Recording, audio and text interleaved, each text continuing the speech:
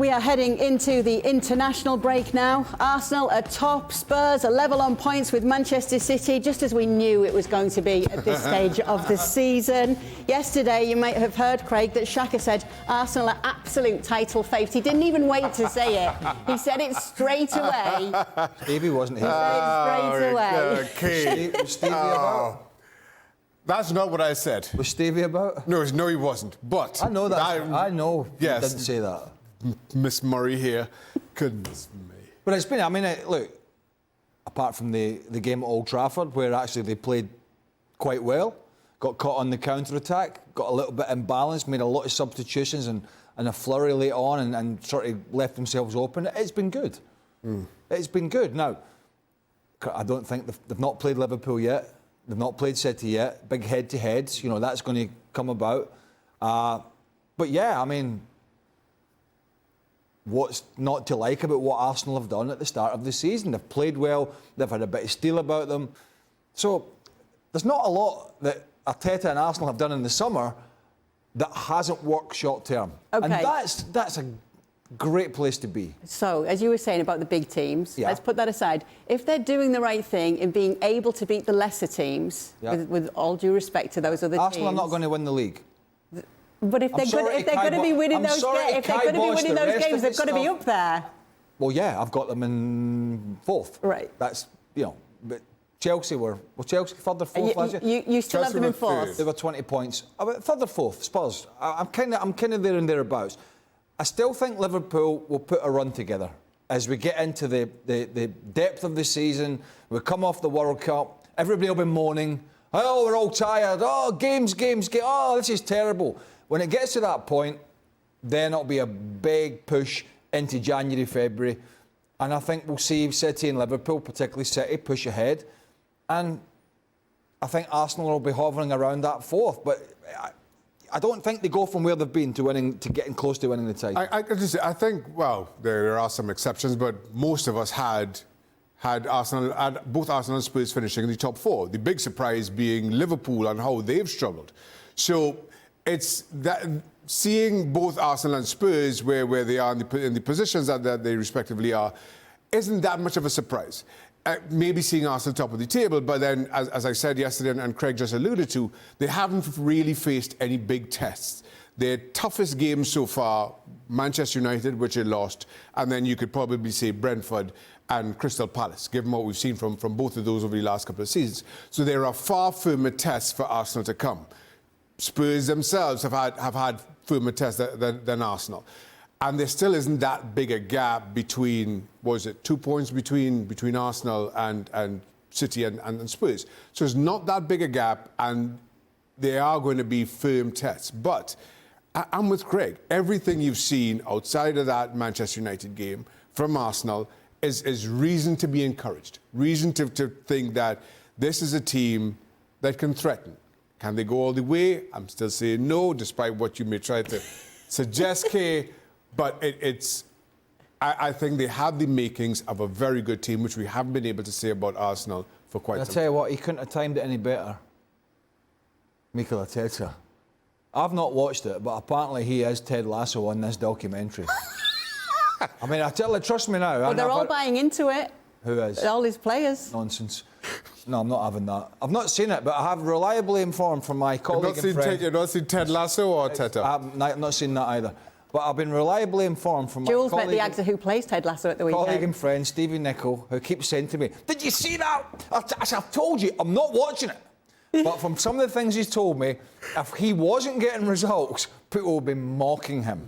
At the moment, Arsenal are playing well. Trust me, it's not because of the silly things that I've heard them do in this documentary. It's because they've recruited well, they've got some good players in there, they've got a striker now that's got great movement, he's physical. I don't think people realise how physical Gabriel Jesus is. He uses his body, how he just uses that frame. It's not the biggest, but he uses it brilliantly. So they've got so many different facets to the game at the moment. And, yeah, I mean, if you're an Arsenal fan, you've got to be enjoying watching some football with some backbone to it. All right, so let me ask you about Spurs then, the other team in North London. Well, they've done it differently. Well, they can win ugly. Is that a good thing or a bad thing? Well, they've done it differently, and I think it's no surprise if you were to look at some of the stats that across all parts of the statistical sphere, for those out there that love all this, is that they don't spend a lot of time in the opposing's final third. They don't tend to dominate a lot of the games. They're not bothered about that, but they still have that huge threat. An even bigger threat than they had last year, and a bit like Arsenal, a much beefier squad than they had last year. The type of football they're playing, to my knowledge, and I stand corrected, isn't a great deal different. They just, a little bit like Arsenal, have different... They have stronger players, a stronger squad, and the ability to change a game more progressively than they had last year. I still think that's enough to hover them around the top four, but not enough to go all the way. They've got some big options up front, though, now. And we're seeing, obviously, he's got choices up front. Conte has just how he wanted it. And it's big players as well, Shaka. Any of the big teams are not going to want to come up against those players, surely. Absolutely not. Again, it's tough to call at the top, certainly between those two, particularly because of how different they are in so many different ways. The last time out, it was Kulusevski and Richarlison floating, if you want to call it that, but behind Kane. Previously, it's been Heung-min Son, who hasn't been playing well, as you said. But, I mean, the one thing when I look at Tottenham, if they play in a 3-4-3, which ultimately becomes a 3-5-1, because they do defend so deep sometimes, but when they are attacking, if they do get caught out of shape, I worry about that four in the middle getting exposed and exposing that back line of Dyer, Davies and Romero, or whoever it is. Perisic is a fantastic pro. He's in his 30s now. But he's not really a full-back, stroke wing-back. He's done a great job at several clubs doing that. And then you've got Bentancur and Højbjerg. Bentancur, clever in the ball. Højbjerg, more of a grafter. Is that strong enough in the middle of the park? I think there's question marks there. And I'm not the biggest fan of Emerson Royal. I think he's decent, but I think they're not the two greatest wing-backs in the world. I think, obviously, Perisic is winning on the experience side. And that sort of concerns me at times, that they do get bossed quite a bit in midfield. Now, I hear it, yeah, we're happy to do that because we'll hit teams on the counter. Whether you can do that all season remains to be seen. But I think the middle of the park with the wing-backs and the back line are a little bit of an Achilles heel for them if the front boys are not producing, which they are at the moment. When we return from the international break, it's When's the North London derby. A couple of weeks. Start praying. It's soon. October 1st, do you have a feeling as to who's the favourite in this one? It's at Arsenal. With it being at Arsenal, I think Arsenal have to go into this as favourites. I think Arsenal get the job done. I don't see Arsenal losing. I don't see them losing at all. I'm more thinking that they will win more so than Spurs. Craig? Yeah, I wouldn't disagree with that. I mean, they've played some silky stuff. I've been impressed by the way they've done it. I think Spurs will obviously try and do it the way that I've just sort of explained. But I think Arsenal got a bit more about them this year. And, you know, even with Zinchenko out or whatever, if he wants to move him in the middle of the park, which he hasn't done, I don't think yet.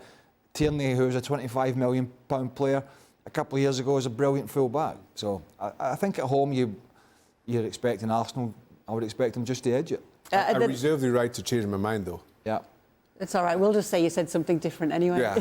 Yeah, knowing you. Well, thank you very much for watching ESPN on YouTube. For more sports highlights and analysis, be sure to download the ESPN app. And for live streaming, premium content, and let's not forget as well, ESPN FC 7 days a week. Subscribe to ESPN Plus.